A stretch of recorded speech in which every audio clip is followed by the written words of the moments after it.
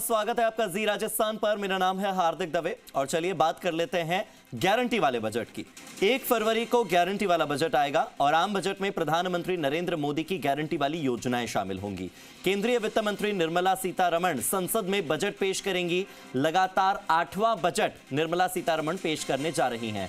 मोदी 3.0 का यह पहला पूर्णकालिक बजट होगा और बजट पेश होगा, विकसित भारत का विजन पेश होगा। भारत को किस मुकाम पर ले जाना चाहते हैं नरेंद्र मोदी, वो विजन सामने आएगा। भारत को दुनिया की तीसरी सबसे बड़ी अर्थव्यवस्था बनाने का लक्ष्य रखा गया है और इस लक्ष्य की पूर्ति में ये बजट कितना मददगार साबित होता है, इस पर सभी की नजर बनी रहेगी। महिला उद्यमियों को महिला वित्त मंत्री से इस बार काफी उम्मीदें हैं, तो ऐसे में क्या टैक्स स्लैब में कोई बदलाव होता है, देश में महिला उद्यमियों के विकास पर क्या ये बजट फोकस करता है या नहीं, इस पर सभी की नजर होगी। 40 वुमेन विंग के साथ बजट पूर्व परिचर्चा हुई है और महिला वित्त मंत्री से महिला उद्यमियों की जो विशेष मांगे हैं वो विशेष मांगे भी रखी गई हैं।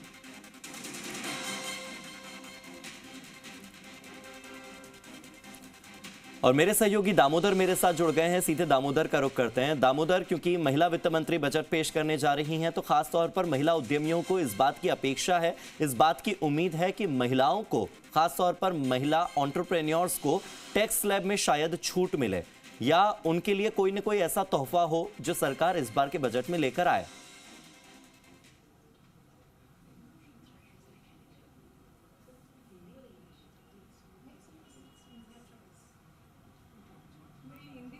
दामोदर, आप तक आवाज पहुंच पा रही है मेरी? जी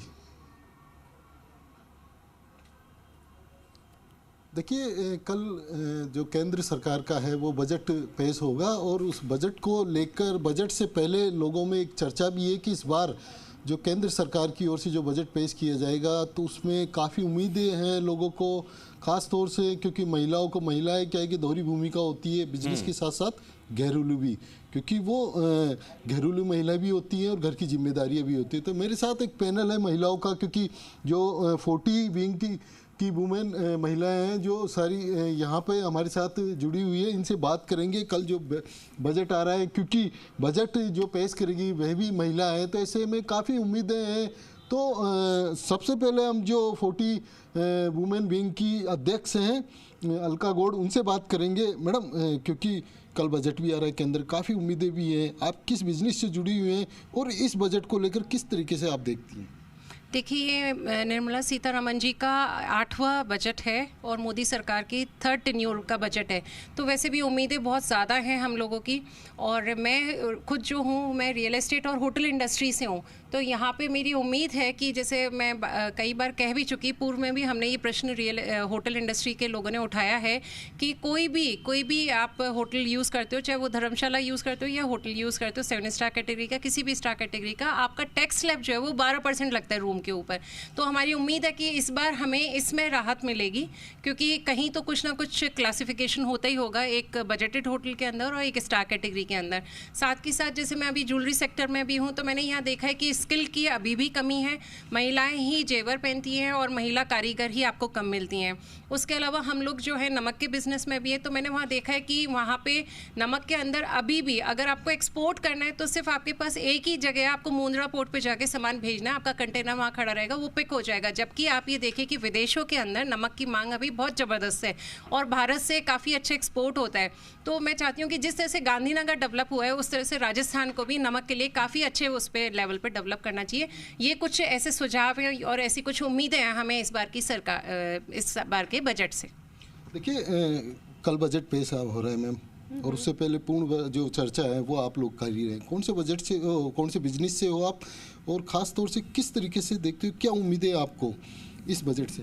मैं फर्नीचर इंडस्ट्री से हूँ, तो हम लोग जो चाहते हैं वो बेसिकली एक तो ये मैं सजेशन देना चाहूँगी कि जितनी भी MSME यूनिट्स हैं उनका जो है जो बिजली की दरें हैं उन पे रियायतें दी जाए। एक जो हमारा रॉ मटेरियल है उस पे जो हम लोग इंपोर्ट करते हैं उसकी ड्यूटी हम कम की जाए, और जो ये जो सिंगल विंडो एक्सपोर्ट के लिए वो ऐसी कोई सुविधाएं हमें दी जाए तो हमें काफ़ी आसानी होगी अपना बिजनेस करने में।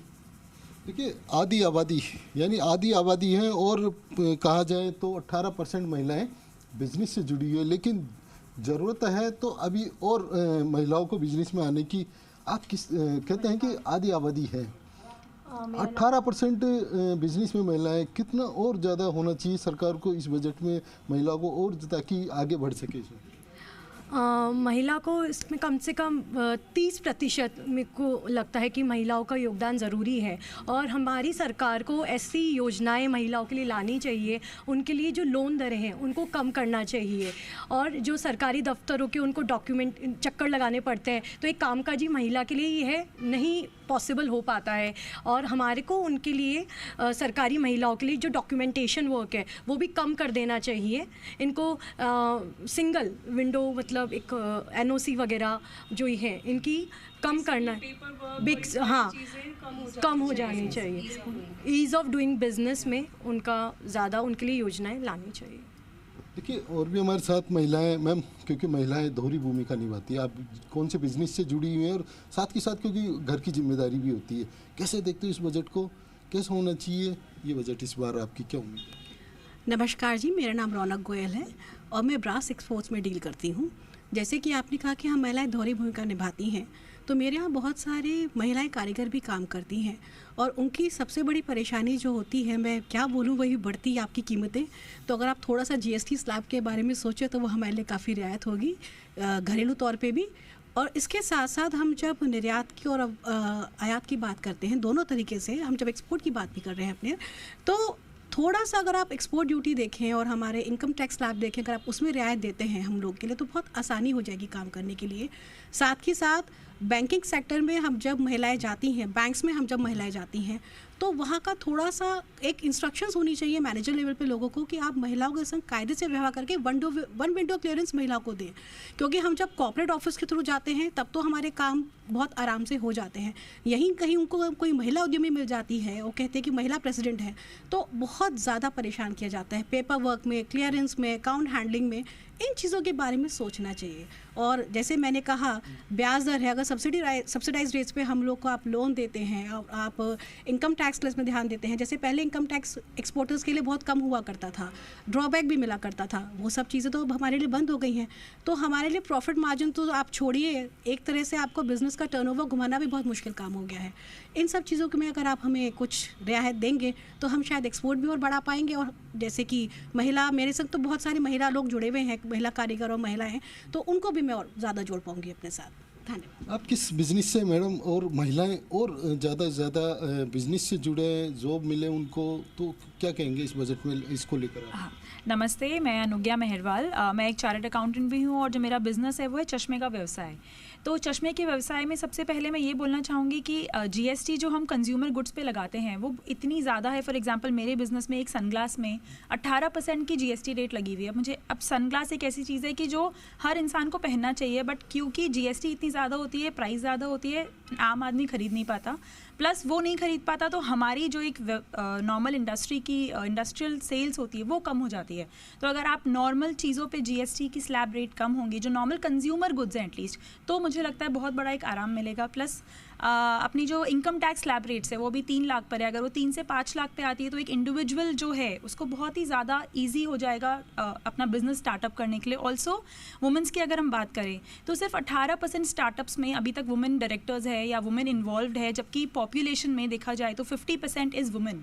तो आई वुड सजेस्ट कि 50% is women, then why only 18% is doing the business? क्यों और वुमेन्स आगे नहीं आ पा रही है? मे बी बिकॉज उनको ये नॉलेज ही नहीं है कि उनको किन तरीक़ों से ईजी कम दरों पे लोन मिल सकता है। उनको क्या पता, उन्हें ये डर है कि पेपर डॉक्यूमेंटेशन बहुत है। तो अगर इन सब में थोड़ा सा और एजुकेशन हो, थोड़ी सी हेल्प और हो, तो शायद वुमेन्स अपने घर से बाहर निकल के ईजीली बिजनेस कर सकती है और अपना सहयोग ज़्यादा दे सकती है इकनॉमी में। सरकार को भी ज़रूरत है जागरूकता बढ़ाने की, लोन कैसे मिले, कैसे क्या हो, उसको लेकर।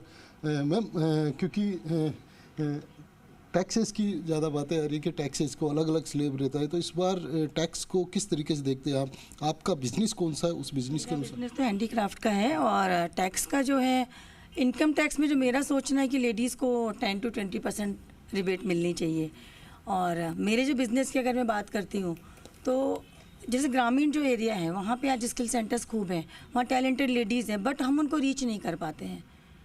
तो मुझे लगता है कि मेरे बिज़नेस के अकॉर्डिंग मुझे एक ऐसा उन लेडीज़ को ऐसा प्लेटफॉर्म मिले ताकि उनका एक पोर्टल बने जहाँ वो अपना स्किल डेवलप करके एजुकेटेड होके वहाँ पे वो अपना अपलोड करें अपना बायोडाटा रिज्यूमे, और फिर वो हम तक पहुँचे या हम उनको सर्च कर सकें उन पोर्टल पे। देखिए और भी हमारे साथ महिलाएं, मैम आप क्या सुझाव देंगे इस बिजनेस में और किस तरीके से देखते हैं इस बिजनेस को, क्योंकि कल पेश होने वाला है, महिलाएं बजट पेश करेगी। नमस्कार, मेरा नाम सोनिया बटाया है और मेरा क्लोथिंग की रिटेल स्टोर्स हैं। मैं चाहूंगी कि एज अ महिला, आप महिलाओं से लगातार बात करते रहिएगा, उनकी अपेक्षाओं के बारे में जानते रहिएगा। उसके बाद की जितनी अपडेट्स होंगी और वो भी हम आपसे लेंगे, उनकी अपेक्षाओं के बारे में फिर विस्तार से आगे और बात करेंगे। फिलहाल कुछ अन्य खबरों का भी रुख करना है। बहुत बहुत